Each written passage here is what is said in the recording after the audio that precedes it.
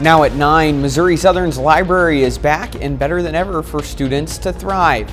And the second Hispanic Music Festival is underway in Pittsburgh, kicking off with a lively salsa performance.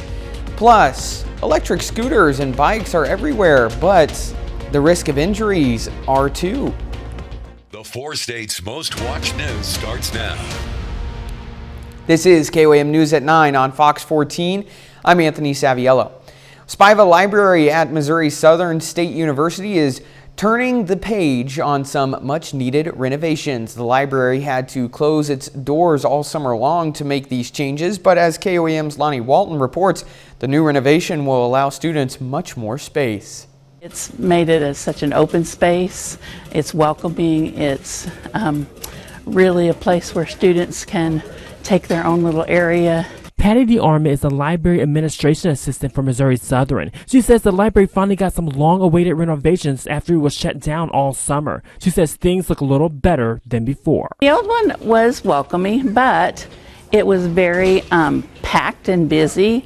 Packed and busy is exactly what Library Director James Capacci wanted to put a stop to. We're standing now, we used to have a lot of more shelving with our bound periodicals, but we moved that collection upstairs. So one goal was to make the library more spacious for students. And with the online presence that we have as well, we didn't need all of the things that we used to have in the library. Capacci says the last renovation to the library was between 2000 and 2001. When the renovation project started earlier this summer, the carpet was 24 years old and was worn and starting to tear in many places. He also said the building also needed some new paint, but some things stayed the same. This mural behind me is of George A. Spiva.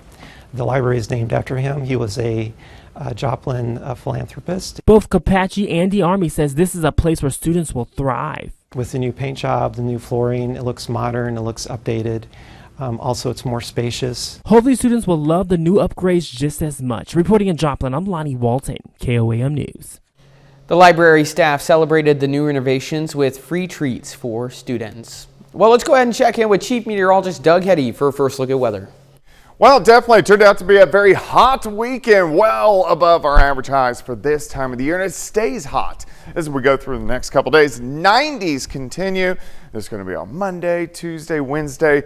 We are going to have some hit and miss showers this week, which is good. We need some rain. Now, 80s are going to roll in late in the week, and we have pop-up thunderstorms sticking around all the way through the weekend. We have been tracking some scattered showers, mainly south central Kansas. We've had a couple random guys that have popped up, but overall, most of us are dry. But we are going to have a couple random guys as we go through the overnight hours tonight, especially Kansas into Oklahoma. Let me take you into your Monday, partly sunny skies. Quick warm up, lower 90s again, but we're going to have some hit miss isolated thunderstorms and chances sticking around each day this week. We'll talk about it here in a bit. Doug, thanks. Well, the second Hispanic Music Festival kicked off at the Bicknell Center in Pittsburgh with a salsa band named San Tambo out of Wichita. The month-long celebration will have music all throughout September and October.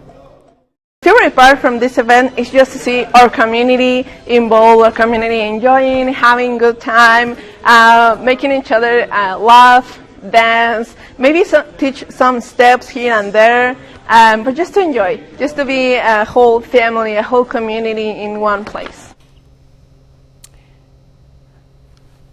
Well, still ahead on the KOAM News at 9, electric bikes and scooters are sending more riders to the ER than ever before. The safety warning doctors want you to hear coming up.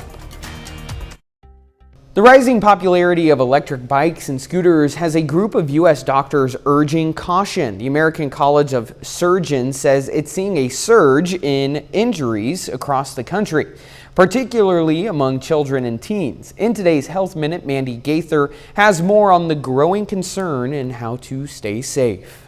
It's a popular way to get around. Electric scooters and bikes can get you where you're going fast. The doctors warn the rising number of them on the road is causing another kind of surge. When we get our trauma alerts, a lot of times I'm thinking, okay, is it another e-bike or e-scooter injury? Because they've become more and more common. Pediatric trauma surgeon Dr. Mark Levy with Orlando Health says his hospital alone has seen a 250% increase in emergency room visits from e-bike and e-scooter accidents. But the American College of Surgeons says it's a problem nationwide, with more than 20,000 people hurt while riding electric bikes every year. About 3,000 of those require hospitalization. E-scooters and e-bikes can attain speeds as high as 20 to 30 miles per hour.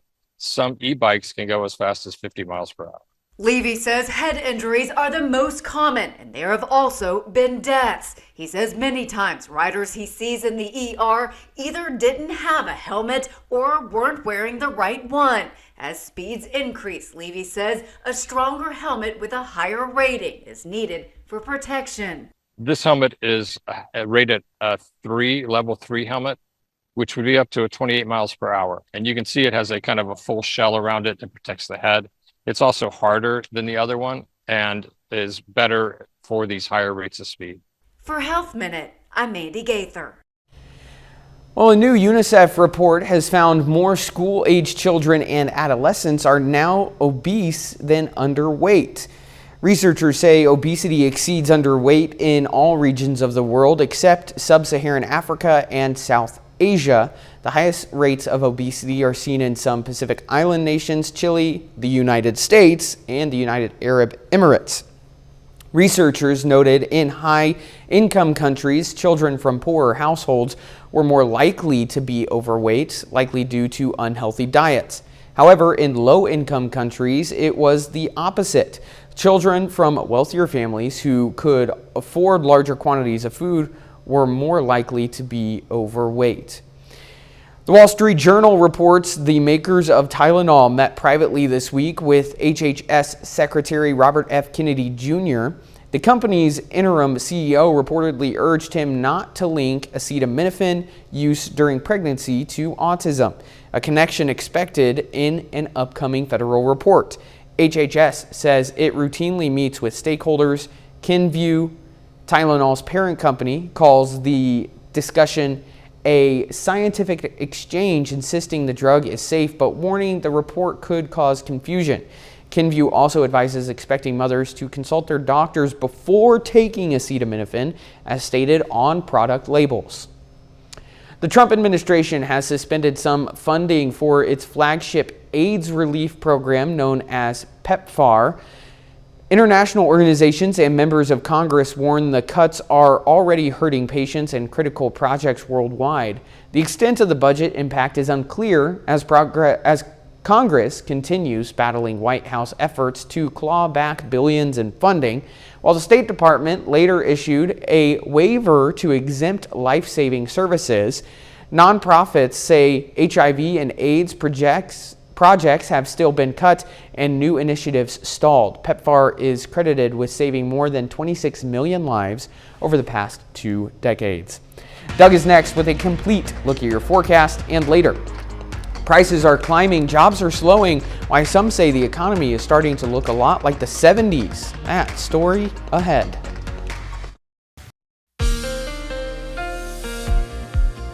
Well, I hope you had a fantastic weekend. Pretty good weather this weekend. It was just hot for this time. Well, it was hot for any time of the year, but temperatures lower 90s for highs for us today and yesterday. So about 10 degrees above where we should be for this time of the year. Now, we've been tracking some scattered showers, a few little thunderstorms once you get out across Kansas, down through Oklahoma, and a few of these have kind of skirted in our western counties, and there could be an isolated little pop-up shower as we go through tonight. But overall, I think most of us are going to be fairly dry.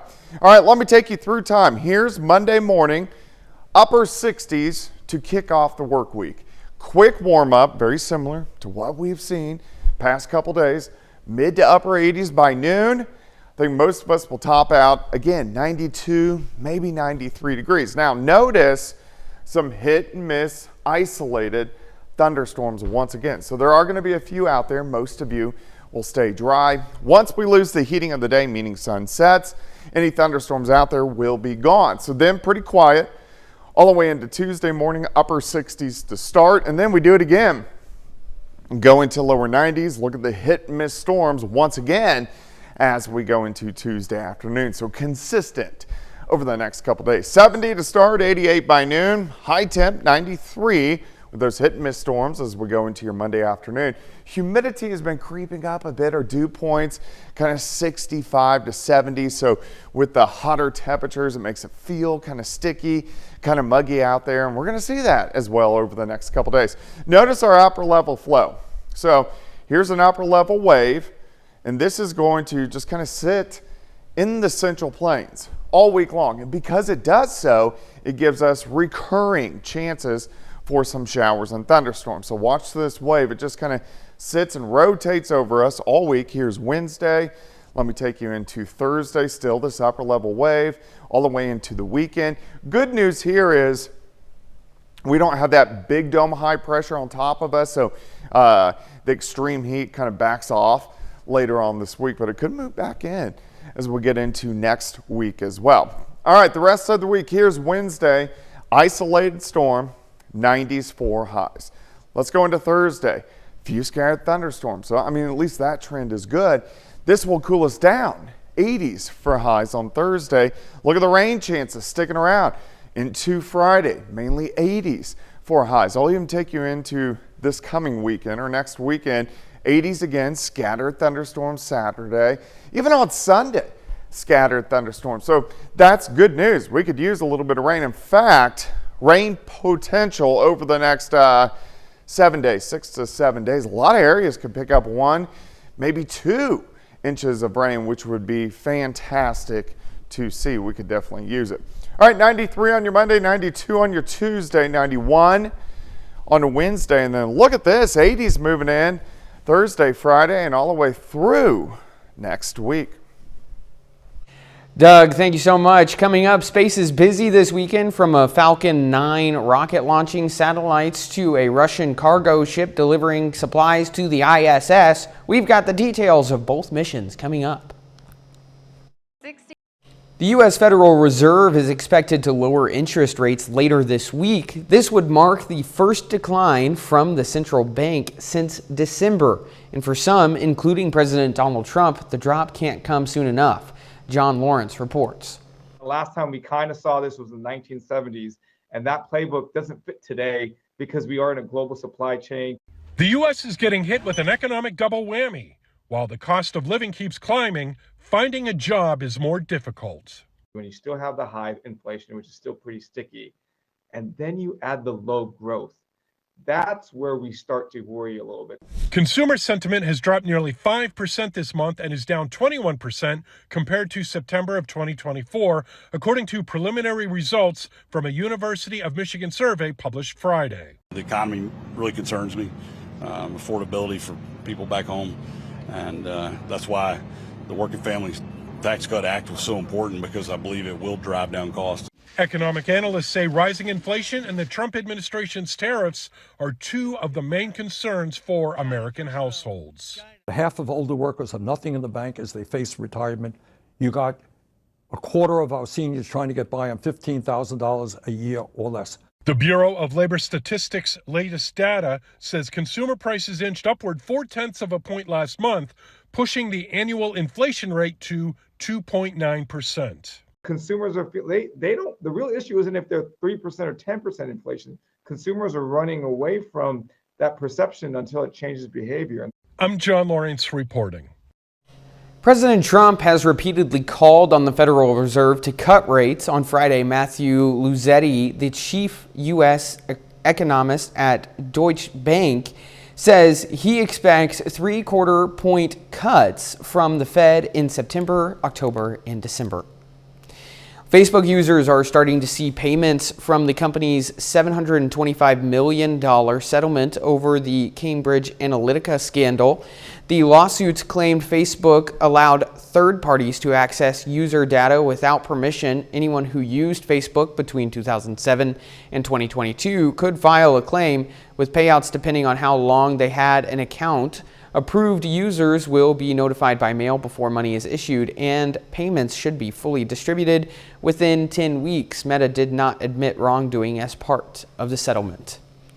The FAA is proposing more than $3 million in fines against Boeing for widespread safety violations. The agency says it uncovered hundreds of quality system issues at Boeing's 737 factory in Renton, Washington, and at a subcontractor plant in Wichita, Kansas. The violations happened between September 2023 and February of 2024.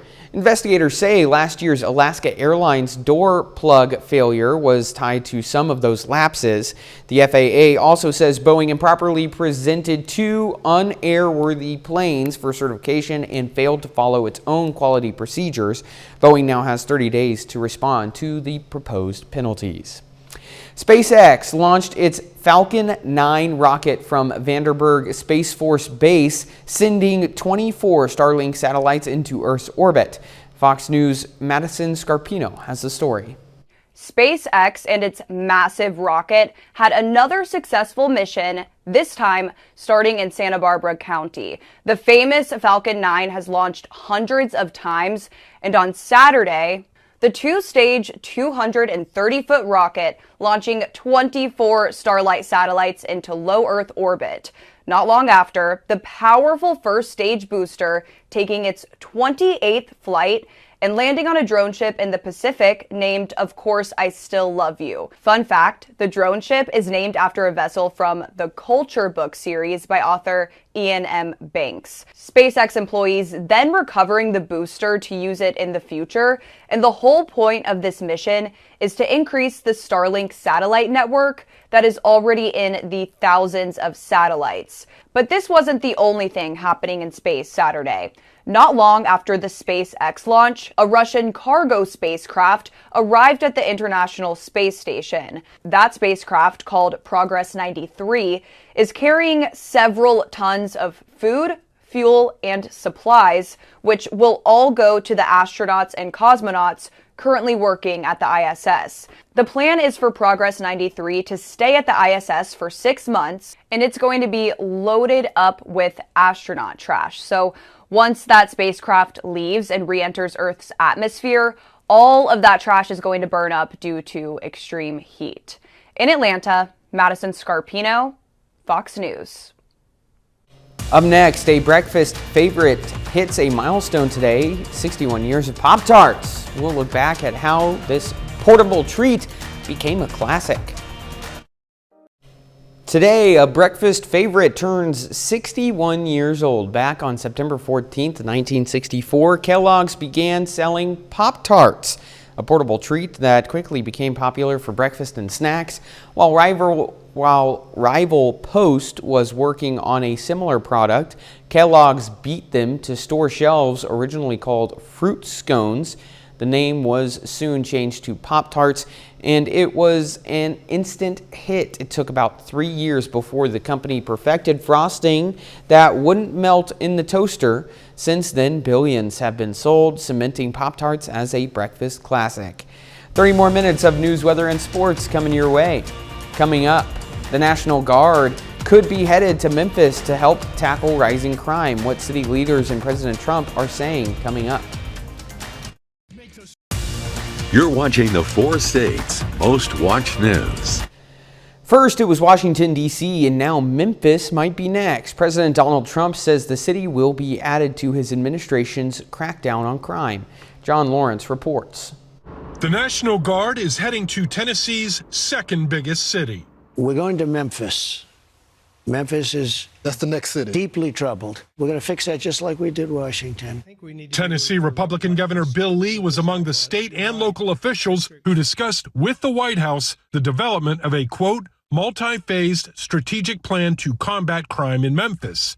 Democratic Memphis Mayor Paul Young was also involved with the talks. I want to be clear. I did not ask for the National Guard, and I don't think it's the way to drive down crime. However, that decision has been made. President Trump says his call for federal forces in Memphis came after speaking to Union Pacific CEO Jim Vena, who used to work in Memphis. He said, when I walk 1 block to my hotel, they won't allow me to do it. They put me in an armored vehicle with bulletproof glass to take me 1 block. He said, it's so terrible. So far, there's no official date set for sending troops to Memphis, but in a social media post, Governor Lee says he'll be working out the details with the Trump White House. I'm certainly not happy about the National Guard. I am looking forward to trying to find ways to invest in the things that we're already doing to address crime in our city. I'm John Lawrence reporting.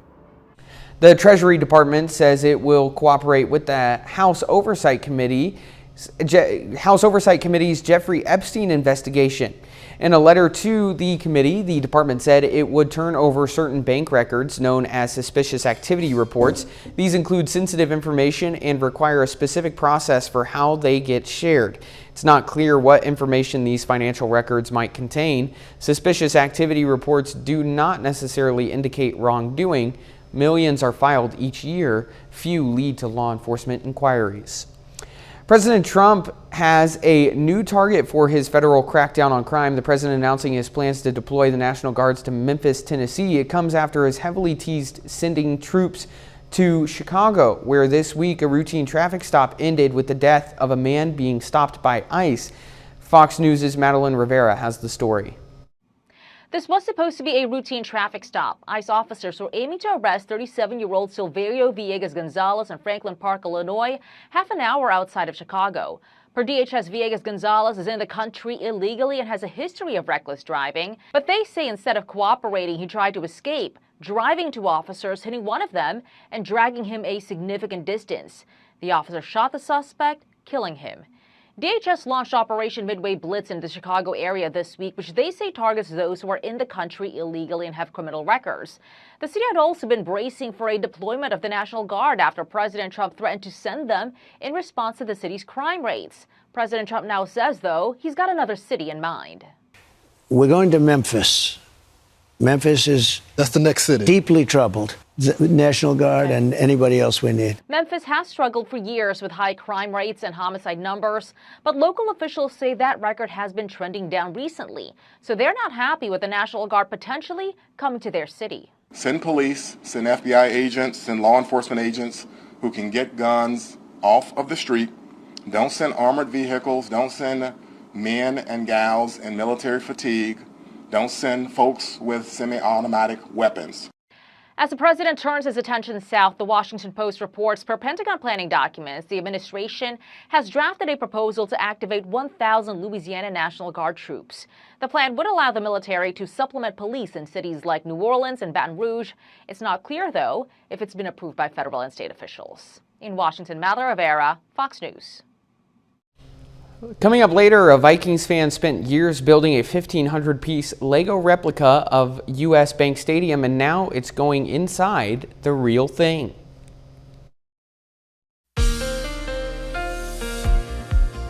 Well, I hope you had a fantastic weekend. Pretty good weather this weekend. It was just hot for this time. Well, it was hot for any time of the year, but temperatures lower 90s for highs for us today and yesterday. So about 10 degrees above where we should be for this time of the year. Now, we've been tracking some scattered showers, a few little thunderstorms once you get out across Kansas, down through Oklahoma, and a few of these have kind of skirted in our western counties, and there could be an isolated little pop-up shower as we go through tonight. But overall, I think most of us are going to be fairly dry.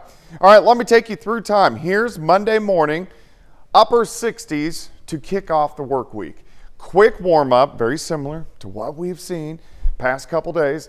Mid to upper 80s by noon. I think most of us will top out again 92, maybe 93 degrees. Now notice some hit and miss isolated thunderstorms once again. So there are going to be a few out there. Most of you will stay dry. Once we lose the heating of the day, meaning sun sets, any thunderstorms out there will be gone. So then pretty quiet all the way into Tuesday morning, upper 60s to start, and then we do it again. Go into lower 90s, look at the hit and miss storms once again as we go into Tuesday afternoon. So consistent over the next couple days. 70 to start, 88 by noon, high temp 93 with those hit and miss storms as we go into your Monday afternoon. Humidity has been creeping up a bit. Our dew points kind of 65 to 70. So with the hotter temperatures, it makes it feel kind of sticky, kind of muggy out there. And we're going to see that as well over the next couple days. Notice our upper level flow. So here's an upper level wave, and this is going to just kind of sit in the Central Plains all week long. And because it does so, it gives us recurring chances for some showers and thunderstorms. So watch this wave. It just kind of sits and rotates over us all week. Here's Wednesday. Let me take you into Thursday, still this upper level wave, all the way into the weekend. Good news here is we don't have that big dome high pressure on top of us, so the extreme heat kind of backs off later on this week, but it could move back in as we get into next week as well. All right, the rest of the week, here's Wednesday, isolated storm, 90s for highs. Let's go into Thursday, few scattered thunderstorms. So, I mean, at least that trend is good. This will cool us down, 80s for highs on Thursday. Look at the rain chances sticking around into Friday, mainly 80s for highs. I'll even take you into this coming weekend or next weekend, 80s again, scattered thunderstorms Saturday, even on Sunday, scattered thunderstorms. So that's good news. We could use a little bit of rain. In fact, rain potential over the next 7 days, 6 to 7 days. A lot of areas could pick up 1, maybe 2 inches of rain, which would be fantastic to see. We could definitely use it. All right, 93 on your Monday, 92 on your Tuesday, 91 on a Wednesday, and then look at this, 80s moving in Thursday, Friday, and all the way through next week. Doug, thanks. Coming up, the Royals and Cardinals search for much-needed wins in the final weeks of the Major League Baseball season. Plus, the Kansas City Chiefs take on the Eagles in a Super Bowl 59 rematch. Ben McLeish has those stories and more up next.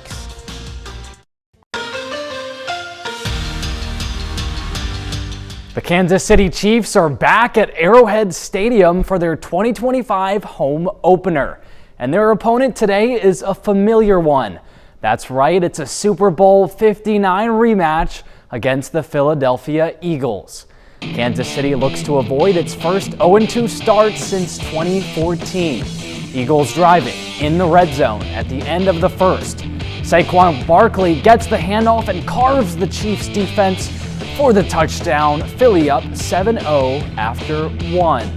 We head to the second. Chiefs trail 7-3, but they're deep in Eagle territory. Patrick Mahomes takes his time, rolls to his right, and he's got space. He dives for the pylon, and Kansas City takes the 10-7 lead. Let's head over to the fourth, where the Eagles lead by 3 at the half-yard line. Of course, Philadelphia is going with the tush-push. Jalen Hurts is driven into the end zone. The Eagles score a touchdown and now lead by 10. The Chiefs are in trouble, down by 2 scores in the final minutes. At the 50-yard line, Mahomes drops back. He fires it down the field, and Tyquan Thornton is there for the catch. Chiefs score a touchdown, and this one's not over just yet. Kansas City can't convert the onside kick. The defense needs a stop on 3rd down, but the Eagles go back to the well. The tush push is plenty enough for the first down, and the Eagles can run this one out. The Chiefs don't get their revenge over the Super Bowl champs as Philadelphia wins 20-17. KOAM Sports Director Ryan Blank reports from Arrowhead Stadium following the loss. For the first time since 2014, the Kansas City Chiefs are 0-2 to start the season after dropping their home opener in a Super Bowl rematch against the Philadelphia Eagles. And going into this matchup, the Chiefs defense had a tough task, trying to limit a Philadelphia offense that features Saquon Barkley, Jalen Hurts, and more. But the defense answered the call, limiting the Eagles offense to under 220 total yards. Offensively, we played really solid football. We had short fields at times, and the guys took care of business there. Although Spag had a nice game plan, very aggressive, and I thought our secondary rose up to that part of it. And they've got good receivers. I thought they stayed aggressive on the receivers within the framework of things, and I just thought all around it was a good defensive performance. I think we did a lot better, especially that run game, the front seven. I think they held up. They did a really good job against Saquon.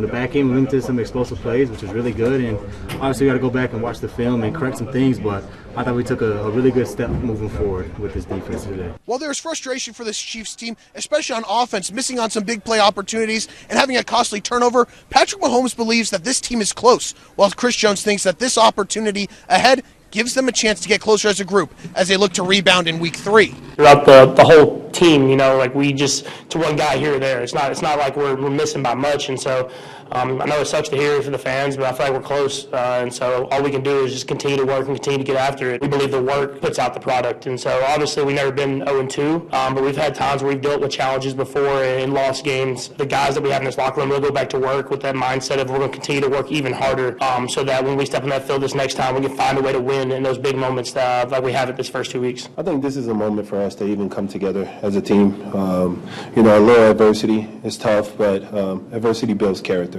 And we can come together. We got the team, we got the guys to figure this out and make a change. It's only first quarter of the season. It's 2 games. You got 17 games. So it's a long journey ahead. We can figure this thing out and get back on the right track with a win this week. Next week, the Chiefs have an opportunity to rebound on Sunday Night Football against the New York Giants. Reporting from Arrowhead Stadium in Kansas City for KOAM Sports, I'm Ryan Blank.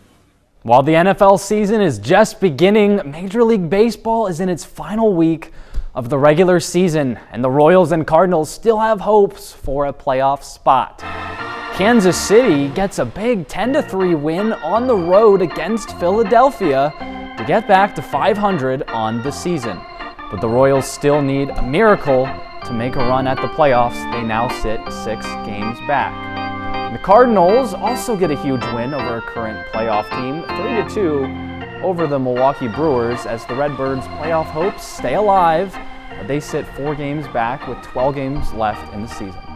Well, we got to talk about baseball. I hate to be this guy, but just disappointing for Kansas City. They just don't look like that same team that we're kind of used to. I mean, what do you think? What's your impression of them right now? Yeah, they just really haven't been able to maintain any consistency all season. They'll go on a winning streak, get a few games above 500, then they'll lose a bunch in a row, go back down below 500, and then it's an uphill battle again. At this point in the season, 6 games back, 12 games remaining. They would need a miracle to make the playoffs at this point. Going to the Chiefs, though, they don't look great right now. I feel like either you could make the argument they have some injuries, but even if they had those guys back, do you think they'd be even more successful? Yeah, well, it's a tough start to the season. I mean, Eagles are one of the best teams in the league. Justin Herbert looked really good. We haven't seen him play in the second week, so we'll have to see that tomorrow. But I don't think necessarily you plug a few holes and this team is immediately 10 times better. They just didn't execute these last 2 weeks. For sure. But it's not time to panic yet, but I have a stat for you that's really important. Teams that start the season 0-2 have about an 11% chance of making the playoffs. Teams that start the season 0-3, that goes down to below 3%. Yeah. So next week against the Giants at MetLife Stadium, Giants look pretty good today, but that'll be a must-win game for the Chiefs to not have their season derailed. For sure. We'll be right back. A Connecticut man combined his love for Legos with his favorite team, the Minnesota Vikings, by building a 15,000-piece replication of U.S. Bank Stadium. Joe McCoy reports. 70,000 Vikings fans will pack U.S. Bank Stadium tomorrow night for the home opener. But a diehard fan from Connecticut felt that one U.S. Bank Stadium wasn't enough. At its highest point, it's, I think, 14 inches tall. Camden Tatsapal combined his love for Legos and the Vikings. It took me about 2.5 years to finally complete it. And in his spare time, built a nearly exact replica of their stadium. I settled on 4 feet by 4 feet. I thought that would be a reasonable size to give me enough space that I could capture the detail needed to pull it off, but still be small enough that it could be built. The Lego recreation is 15,000 pieces and has everything from the gala horn to the massive glass doors that swing open on game day. I was able to add some Lego gears to that, and there's a crank that you can twist that will open up all 5 doors in unison. Since completion a few months ago, the stadium has been sitting in Camden's apartment. His dream, to have his replica stadium inside the Vikings' actual stadium. It would be so cool to have Vikings fans on game day be able to see it up close and personal, take pictures with it, enjoy it. Well, that dream came true.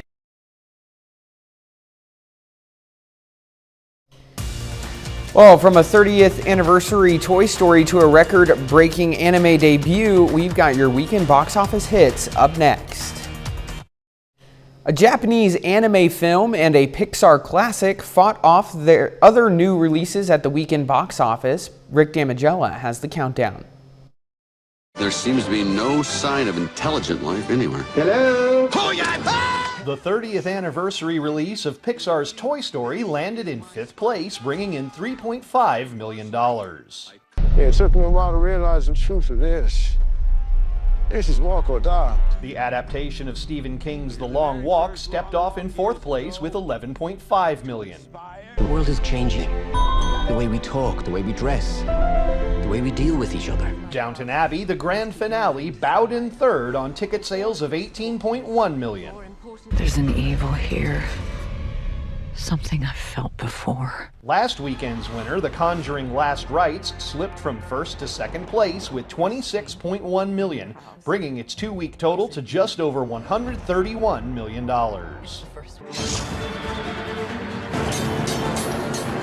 Demon Slayer Kimetsu no Yaiba, the movie Infinity Castle, stormed into a 1st place debut with an estimated $70 million opening.